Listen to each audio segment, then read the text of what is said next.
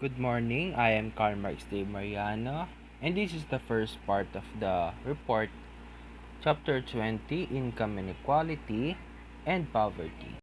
In this chapter, we will discuss the distribution of income, a topic that raises some fundamental questions about the role of economic policy. Our discussion of the distribution of income proceeds in three steps. First, we assess how much inequality there is in our society. Second, we consider some different views about the role that government should play in altering distribution of income. Third, we discuss various public policies aimed at helping society's poorest members. We will begin our study of the distribution of income by addressing four questions of measurements. Number one is how much inequality is there in our society. Number two, how many people live in poverty. Number three, what problems arises in measuring the amount of inequality? And number four, how often do people move between income classes? So, US income inequality. Imagine that you lined up all the families in the economy according to their annual income. Then you divided the family into 5 equal groups called quantiles. There were two tables regarding this topic. Table 1 shows the distribution of income in US in 2014. Well, simply says that the United States income inequality is really very serious, as shown with great gap between the bottom quintile and top quintile, and even greater between the bottom quintile and top 5%. So, Table 2, Income Inequality in the United States. This table shows the percentage of total before tax income received by families in each fifth of the income distribution and by those families in top 5%. The last column in the table shows the share of total income received by the very richest family. In 2014, the top 5% of family received 20.8% of all income, which is greater than the total income of the poorest 40%. Table 2 also shows the distribution of income in various years, beginning in 1935. At first glance, the distribution of income appears to have been remarkably stable over time. Throughout the past several decades, the bottom quintile has received 45% of income, while the top quintile has received about 40 to 50% of income. Also, inspection of the table reveals some trends in degree of inequality. From 1935 to 1970, the distribution gradually became more equal. The share of the bottom quintile rose from 4.1 to 5.1%, and the shares of the top quintile fell from 51.7 to 40.9%. In more recent years, this trend has reversed itself. From 1970 to 2004, the share of the bottom quintile fell from 5.4 to 3.6%, and the shares of top quintile rose from 40.9 to 48.9%. So Table 2 simply showed and says that income inequality in US is continuously rising. And now we will shift on income inequality around the world. So, income inequality around the world. How does the amount of inequality in the United States compare to other countries? This question is interesting, but answering it is problematic. For some countries, data are not available. Even when they are, not every country collects data in the same way. For example, some countries collect data on individual incomes, whereas other countries collect data on family incomes, and still others collect data on expenditures and use it as a crude measures of income. As a result, whenever we find differences between two countries, we can never be sure whether it reflects a true difference in the economies or merely a difference in the way data are collected. With this warning in mind, consider Figure 1, which compares inequality to 20 major countries. The inequality measures used here is quintile ratio, which is the income of the richest quintile divided by the income of the poorest quintile. The most equality is found in Sweden, where the top quintile receives 3.7 times as much as the income of the bottom quintile. The least equality is found in South Africa, where the top group receives 28.5 times as much as income as the bottom group. All countries have significant disparities between rich and poor, but the degree of inequality varies substantially around the world. When countries are ranked by inequality, the United States end up with more inequality than typical countries. The United States has substantially greater income disparity than most other economically advanced countries, such as Japan, and Germany. But it has more equal income distribution than some developing countries, such as South Africa and Brazil. The United States has about the same degree of inequality as China, the world's most populous nation. So, what can you conclude after discussion of income inequality in general? Is income inequality is rising globally or not? Well, according to the article of Tyler Cowen, A Worldwide View of Income Distribution, income inequality is not rising, it's falling. Income inequality has surged as a political and economic issue, but the numbers don't show that inequality is rising from global perspective. Yes, the problem has become more acute within most individual nations, yet income inequality for the world as a whole has been falling for the most last 20 years.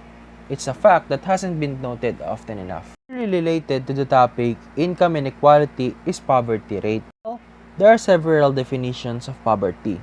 One example from Wikipedia.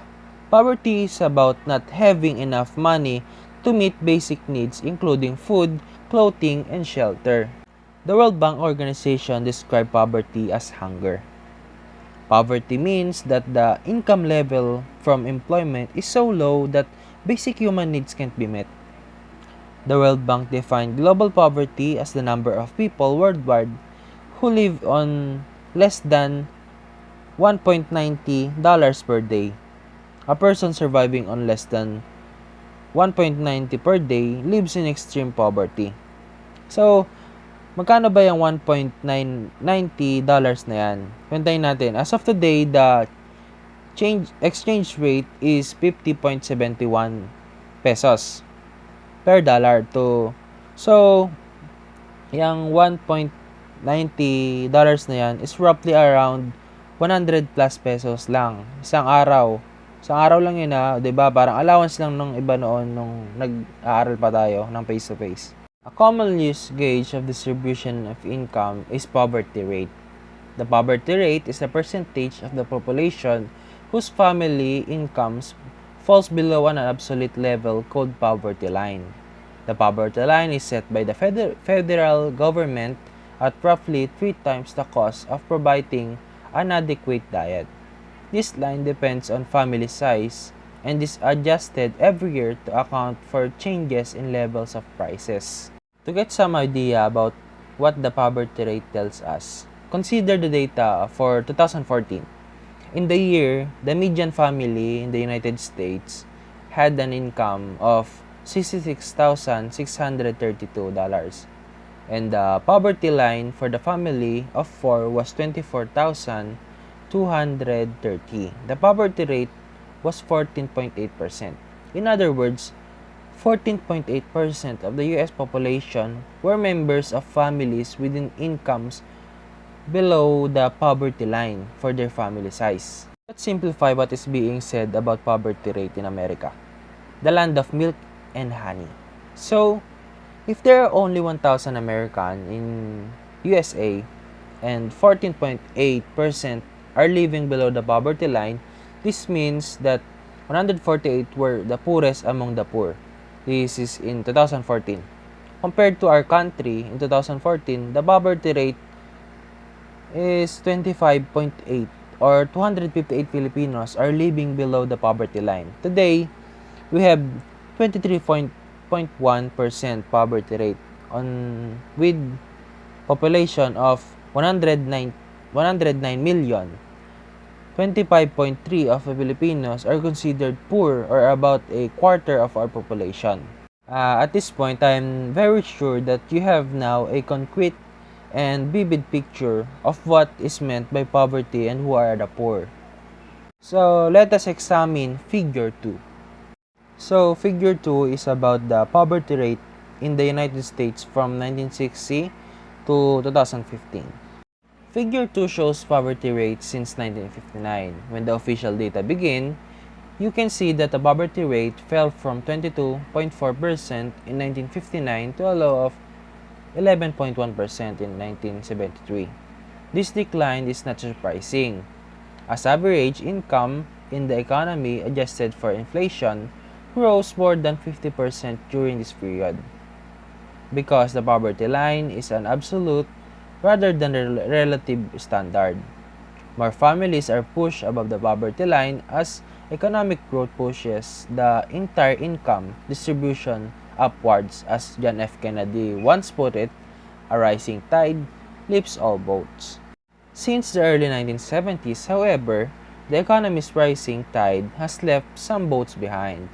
Despite continued growth in average income, the poverty rate has not declined below the level reached in 1973. This lack of progress in reducing poverty in recent decades is closely related to the increasing inequality we saw in Table 2. Although economic growth has raised the income of a typical family, the increase in inequality has prevented the poorest family from sharing in this greater economic prosperity. Poverty is an economic malady that affects all groups within the population, but it does not affect all groups with equal frequency. So, although poverty affects all group of population, but the effect is still unequal.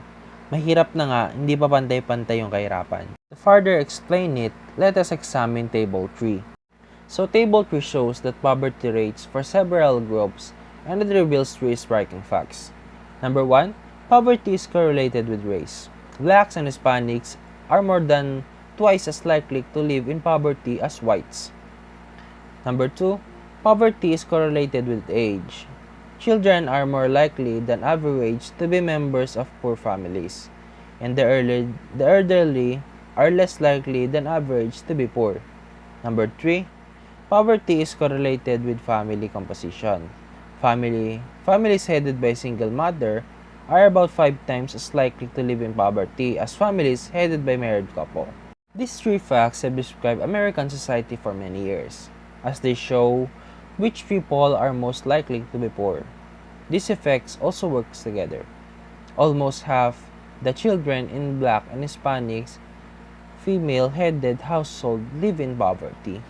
Now, going back to the earlier 4 questions posed on coverage of the report. We have answered the first 2 questions. How much inequality is there in one society? And how many people live in poverty? So let's proceed to the third question. What problems arises in measuring the amount of inequality? Problems in measuring inequality. Although data on the income distribution and the poverty rate gives us some idea about the degree of inequality in our society, interpreting this data is not always straightforward. The data are based on household annual incomes. What people care about, however, is not their incomes, but their ability to maintain a good standard of living. For at least 3 reasons, data on the income distribution and poverty rate give an incomplete picture of inequality in living standards. And these 3 reasons are, number 1 is in-kind transfers, number 2, the economic life cycle, and number 3, transterritory versus permanent income. But before we proceed to the discussion of the above 3 reasons that pose as problems in measuring inequality, let us first define the word that people care about the most, standard of living, or good standard of living. Oxford Dictionary defines standard of living as a degree of wealth and material comfort to a person or community. So, keywords of the standard of living are wealth and material comfort. Thus, to be called good standard of living, there is sufficiency of wealth or income or material comfort. So, let's proceed to the problems in measuring inequality. So, in-kind transfers. Measurements of distribution of income and the poverty rate are based on families' monetary income. Through various government programs, however, the poor receive many non-monetary items, including free food, housing vouchers, and medical services. Transfers given to the poor in the form of goods and services rather than cash are called in-kind transfers. Standard measurements of degree of inequality do not include these in-kind transfers, because in-kind transfers are received mostly by the poorest members of society. The failure to include the in-kind transfers as part of income greatly affects the measured poverty rate. According to a study by Census Bureau, if in-kind transfers were included in the income at their market value, the number of families in poverty would be out of 10% lower than the standard data indicated.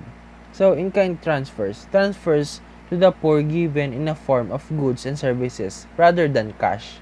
So, number 2 is economic life cycle. Income vary predictably over people's lives.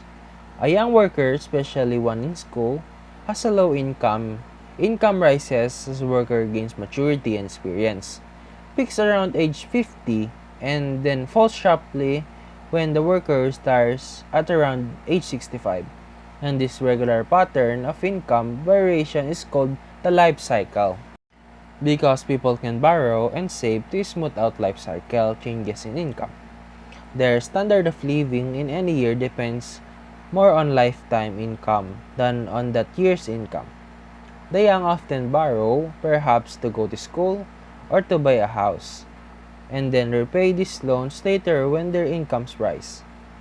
People have their highest savings rates when they are at middle age, because people can save in anticipation of retirement. The large declines in incomes at retirement lead to similar declines in the standard of living. This normal life cycle patterns causes inequality in the distribution of annual income, but it does not necessarily represent true inequality in living standards. So, life cycle, the regular pattern of income variation over a person's life. Number 3 is transitory versus permanent income. Incomes vary over people's lives not only because of predictable life cycle variation, but also because of random transitory forces. 1 year of frost kills off the Florida orange crops. The Florida orange growers see their incomes fall temporarily. At the same time, the Florida frost drives up the price of oranges. The California orange growers see their incomes temporarily rises. The next year, the reverse might happen. Just as people can borrow and save to smooth out life cycle variation in income, they can also borrow and save to smooth out transitory variation in income. To the extent that the family saves in good years and borrows or depletes in savings in bad years. Transitory changes in income need not affect its standard of living. A family's ability to buy goods and services depends largely on permanent income, which is normal on average income. To gauge inequality of living standards, the distribution of permanent incomes is more relevant than distribution of annual incomes. Many economists believe that people base their consumption on their permanent income. As a result, inequality is consumption is one gauge of inequality of permanent income, because permanent income and consumption are less affected by transitory changes in income. They are more equally distributed than its current income. So, permanent income is a person's normal income. So, economic mobility. Economic mobility, people sometimes speak of rich and poor as if these groups consisted of the same families year after year. But this is not all the case. Economic mobility, the movements of people between income classes, is significant in the U.S. economy. Movements up the income ladder can be due to good luck or hard work, and movements down the ladder can be due to bad luck or laziness. Some of this mobility reflects transitory variation in income, while some reflects more persistent changes in income because family income changes over time. Temporary poverty is more common than the poverty rate suggested, but persistent poverty is less common. In a typical 10-year period, about 1 in 4 family falls below the poverty line, and at least 1 year, yet fewer than 3% of families are poor for 8 or more years. Because it is likely that the temporary poor or the persistently poor faces different problems. Policies that aim to combat poverty need to distinguish between these groups. So another way to gauge economic mobility is the persistence of economic success from generation to generation. Economists who have studied this topic find that having an above average income carries over from parents to children, but the persistent is far from perfect, indicating substantial mobility among income classes. If a father earns 20% above his generation's average income, his son will most likely to earn 8% above his generation's average income. There is only a small correlation between the income of grandfather and the income of his grandson. One result of this integrational economic mobility is the U.S. economy is filled with self-made billionaires, as well as with heirs who have squandered the fortunes they inherited. According to one study, about 4 out of 5 millionaires made their own money on their own, often by starting and building a business. Kaya sis, huwag kang mawawalan ng pag-asa. Malay mo, tumama ka ng loto, bigla kayo maman, di ba? Pero para sigurado, mag-aral na lang tayo. So, the political philosophy of redistributing income. Now that I have seen that there is income inequality resulting in the big gap between the rich and poor, so logically, the next question will on how to remedy the situation, especially on what the government can do about this glaring economic inequality. However, is it really necessary for an equalitarian society? To this question, the answer will be a matter of political philosophy. For this topic, we consider 3 political philosophy are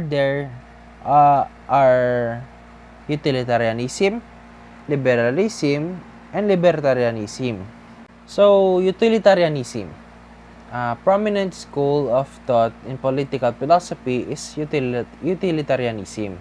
The founder of utilitarianism are the English philosophers Jeremy Bentham and John Stuart Mill. To a large extent, the goal of utilitarians is to apply the logic of individual decision-making to question concerning morality and public policy. The starting point of utilitarianism is the notion of utility, the level of happiness or satisfaction that a person receives from his circumstances. Utility is a measure of well-being, and according to utilitarians, is that ultimate objective of all public and private actions. The proper goal of the government, they claim, is to maximize the sum of utility achieved by everyone in society. The utilitarian case for redistributing income is based on assumption of diminishing marginal utility. It seems reasonable that an extra dollar of income provides a poor person with more additional utility than an extra dollar would provide to a rich person. In other words, as a person's income rises, the extra well-being derived from an additional dollar of income falls. This plausible assumption, together with the utilitarian goal of maximizing total utility, implies that the government should try to achieve a more equal distribution of income. In other words, utilitarianism philosophy of redistributing income of society is to attain equal happiness of the members is the main goal of the government. Based on the assumption of diminishing marginal utility, persons with high income, every dollar added to his already higher income has lesser utility value compared to $1 added to low-income members, wherein the additional $1 given or added to income will mean more utility value. Now, let us discuss the second political philosophy. Second one is liberalism. Philosopher John Rawls developed this view in his book, Theory of Justice. This book was first published in 1971 and it quickly became a classic in political philosophy. Rawls begins with the premise that a society institution, laws, and policy should be just. He then takes up a natural question. How can we, the members of society, ever agree on what justice means? It might seem that every person's point of view is inevitably based on his particular circumstances. Whether he is talented or less talented, diligent or lazy, educated or less educated, born to a wealthy family or a poor one. Could we ever objectively determine what a just society would look like? Liberalism, the political philosophy according to which the government should choose policies deemed just as evaluated by an impartial observer behind a veil of ignorance. Maximin criterion, the claim that the government should aim to maximize the well-being of hours of person in society. Social insurance government policy aimed at protecting people against the risk of adverse events. So, dito sa liberalism, sinasabi niya na yung Maximin criterion is ine-emphasize nila yung mga least fortunate society. Dito parang pumapabor yung public policies or yung mga batas nila na sa mga mahihirap. Tsaka ang aim is equalizing the distribution of income by transferring income from rich to poor. Now we will discuss the third political philosophy about income redistribution. Libertarianism.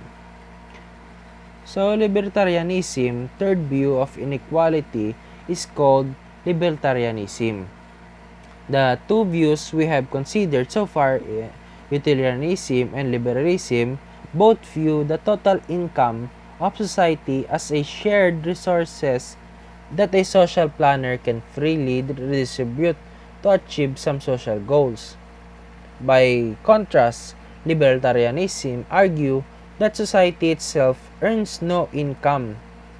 Only individual members of society earns income.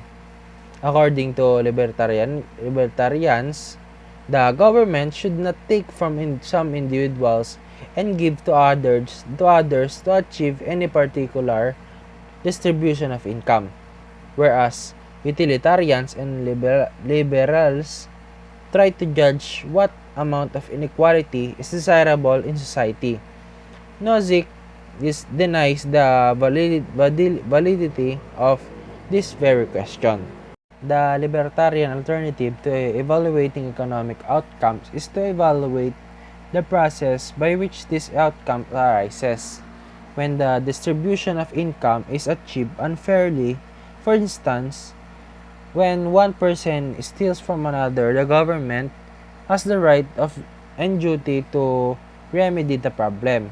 But as long as the process determining the distribution of income is just, the resulting distribution is fair, no matter how unequal.